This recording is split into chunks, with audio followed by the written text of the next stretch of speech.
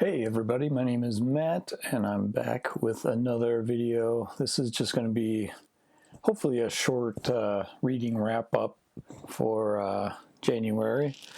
I've read about 3 books this year, actually 4, but I'll just be talking about 3 of them. So I'm going to start, this isn't one of the 3, but I'm going to start with what I'm currently reading, and that is The Double by Jose Saramago, I think is how you pronounce it. I'm not that far into it. I'm about maybe 20% into it.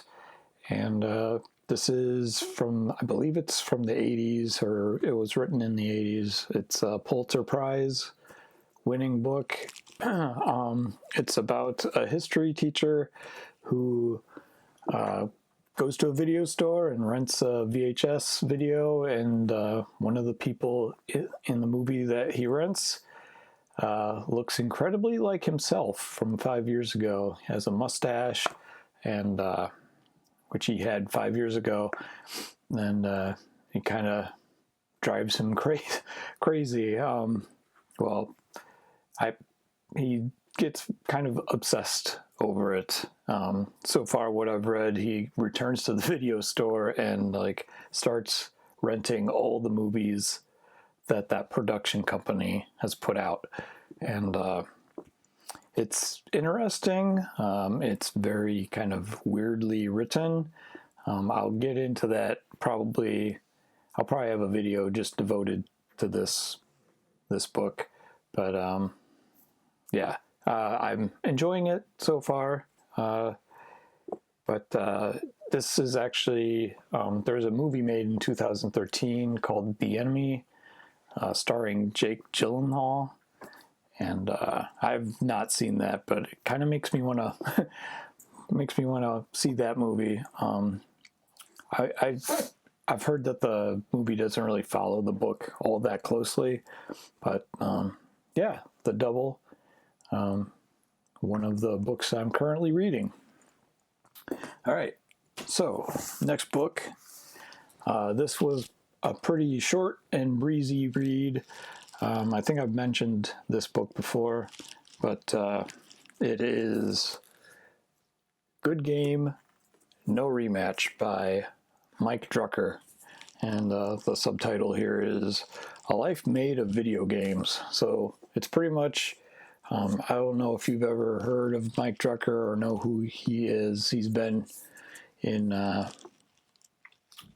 several little things, I guess. He's done work with IGN. He has worked with Nintendo. He's done like copywriting for Nintendo. And yeah, it's pretty funny, although the humor does wear out after a while. It's kind of like this self-deprecating humor, and after a while it does get a little tiresome. It's like, okay, guy, we know that you're like a nerd and like a dork, and but it's real easy to read. It pretty much just goes through, like the subtitle says, A Life Made of Video Games. It just goes through how video games has affected his life. Later on in the book, it kind of follows his life like chronologically. But the book starts off good, and then later on in his life, he doesn't talk as much about how video games affect his life. It's more of like, I don't know, career in video games, I guess, which I didn't find as interesting. And that combined with the kind of self-deprecating, like, oh, I'm a dork, that kind of humor, it does wear on you a little bit. But could probably read this in 2 or 3 sittings. Real easy read. It's funny in parts, and yeah, he has some funny stories, especially about his childhood. some of them are a little sad, or could be seen as being sad. The family relationship is kind of weird. But yeah, I do recommend anyone that likes video games and likes nostalgia behind video games to give this book a shot. And yeah, this was one of the first books I finished this year. All right. The next book that I finished was a big boy. I started it last year, but I didn't finish it until this year. This was a combination of reading the physical book and actually listening to it, the audiobook. It is The Age of Faith by Will Durant. He does a whole series of historical books. It's covered up by the library thing, but it's The Story of Civilization is the whole historical series that he's done. This guy probably, I think he spent his whole life just making these books. He made it on the back here. He made 11 of these books about this size too. Like all of them are probably not under 500 pages. I don't know what the later ones, the sizes of them are, but this one was over 1,000 pages, and yeah, this one goes into, it covers pretty much the Middle Ages. Just real quick, I know this is probably going to be boring for a lot of you, but I'm just going to go through I'm just going to read off all 20-some chapters, just so you know kind of what is in here. So, Chapter 1, Julian the Apostate. Did I say Chapter 1? If I said Chapter 2, I meant Chapter 1. Chapter 1, and then Chapter 2, The Triumph of the Barbarians, 325 to 476 not BC, AD. Chapter 3, The Progress of Christianity. Chapter 4, Europe Takes Form. Chapter 5, Justinian. Chapter 6, Byzantine Civilization. Chapter 7, The Persians. And then it's divided into books. The next book, Chapter 8, Muhammad. Chapter 9, the Quran. Chapter 10, the Sword of Islam. Chapter 11, the Islamic Scene. Chapter 12, Thought and Art in Eastern Islam. Chapter 13, Western Islam. Chapter 14, The Grandeur and Decline of Islam. And then book 3 is Judaic Civilization. We have the Talmud. Chapter 16, we have the Medieval Jews. Chapter 17, The Mind and the Heart of the Jew, which this is an older book, so if that's not politically correct, blame the time period, I guess. And then books 4, we have the Dark Ages.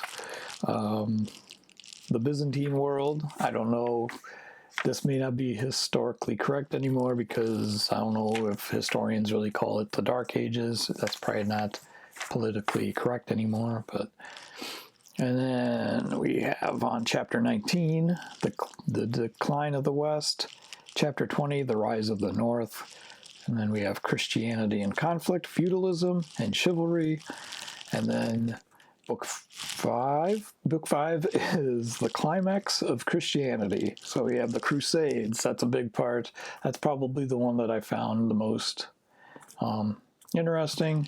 The Economic Revolution, the recovery of Europe, pre-Renaissance Italy, the Roman Catholic Church, the early Inquisition, monks and friars, morals, manners of Christendom, the resurrection of the arts, the Gothic flowering, medieval music, the transmission of knowledge. See, we're getting more into the Renaissance, although it's not the Renaissance, it's pre-Renaissance. Abelard, The Adventure of Reason, Christian Science, The Age of Romance, and then the last chapter is Dante. I'm not too sure why he ends on Dante, but sorry for all those people that aren't interested in history, but I just thought if you are interested, it'd be good to know kind of what's in here. The only thing I thought, like the plague and the like the Black Death or whatever. I think that's the name, Black Death. I thought that was during the Middle Ages, but doesn't cover the plague at all. So I thought that was kind of weird. But I really love pretty much everything Will Durant does. I've read all the books up to this, and some parts are a little dry. It's just like king after king, like the procession of kings. But there are parts where he does talk about like the daily life of a medieval serf, which is I found very interesting, and just like the daily life of like kings and yeah, I really recommend this to anyone that enjoys history. Like I said before, this was written toward the end of the 40s, so not everything may be politically correct as today, but and I'm not too sure. I'm not a historian, so I don't know how much of this stuff still is correct, but it is pretty interesting. And even though this is like a humongous book, I would still say that this is just like an overview of history. And it is kind of cool that he goes through the different, he covers the Muslim population, like that age, and then he'll kind of, once he gets to like the Christian age, he'll kind of, you can kind of see how those two faiths kind of meet and conflict with each other. And yeah, this was a big one that I tackled and I finished this month. And the last book that I finished this month was I Who Have Never Known Man by Jacqueline Hartman. I believe she is originally published in French. I'm just looking at the screen here to make sure that I'm correct. I believe she's Finnish. I'm not too sure about that. But it was published in 1995. I guess it didn't get that wide of press or popularity during that time. But now, lately, it's kind of exploded. The popularity has kind of exploded, and it's all over BookTok and BookTube and everything. And it's pretty short. I gave it a listen. I just listened to the audiobook, and it's about 6 hours long. It's a post-apocalyptic book about this kind of anonymous female character. She's about 15 or 16 when we meet her. Like I said, she's anonymous. You don't know her name, and we find her like in a cage with like 40 other women, like in this underground bunker. These women are kept in cages, and every time they try to do something that's out of line, they are whipped, or the male security guards like crack a whip, and they're kind of just like under the thumb of these guards, and we don't really know what is going on, really, why they are being held by these men, why they are prisoners, but in the book, an alarm sounds and all the guards freak out. The women are able to flee this cage, this underground cage, and they then have to make it on their own. And when they get out of the bunker, they're met with like pretty much kind of like a wasteland, and like I said, it's very kind of mysterious what is happening. This whole book is very much like, it reminded me of Cormac McCarthy's The Road. Very sparse on the history of what has happened in this world. We kind of get a sense that it might be a nuclear apocalypse or something, because as the women, as they escape, we see each woman like pass away, and I got the sense that it was like a nuclear attack or something.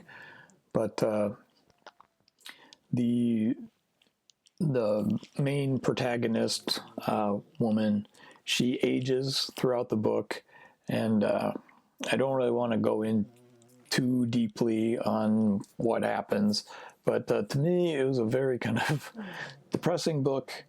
A lot of people were disappointed about the ambiguity of what's going on, but that didn't really bother me much. I kind of liked that. I like kind of leaving it up to your own imagination, but very almost brutally kind of depressing. The main character, she can't have children. She's fertile, not fertile. She's not fertile, and it just ends very. It ends not pleasantly, and I still enjoyed it because I do like these post-apocalyptic stories. But I would, if you've read a lot of depressing books lately, I would not really recommend reading this one right away. I believe the author, Jacqueline Hartman, I believe her family were kept in a survivors of a concentration camp. So, and I did get the feeling of that in this book as well. And it's a good book. It's interesting. It'll definitely make you depressed. And but it's a good book. It made me think about it several days after I read it. So, and that's all that I've read this year, or not this year. Well, this year so far, not a lot, but the one. I mean, I've been reading this big boy. I'm also in the middle of. I forget what the name of it. The Brandon Sanderson book, the second one in the Stormlight Archive. I can't think of the Words of Radiance. I'm in the middle, well, not the middle, but I'm about 20% into that one, 20 to 30. And I don't know, I just can't get into it. I mean, it's, when I read it, like I like it, but it's just like, I just can't make myself like keep on reading it. I'm going to have to eventually, but that's my reading update for January. So drop me a comment or let me know what you're reading. Maybe I'll put it on my TBR. Thank you so much for spending your time with me, and I will see you in the next one. Peace.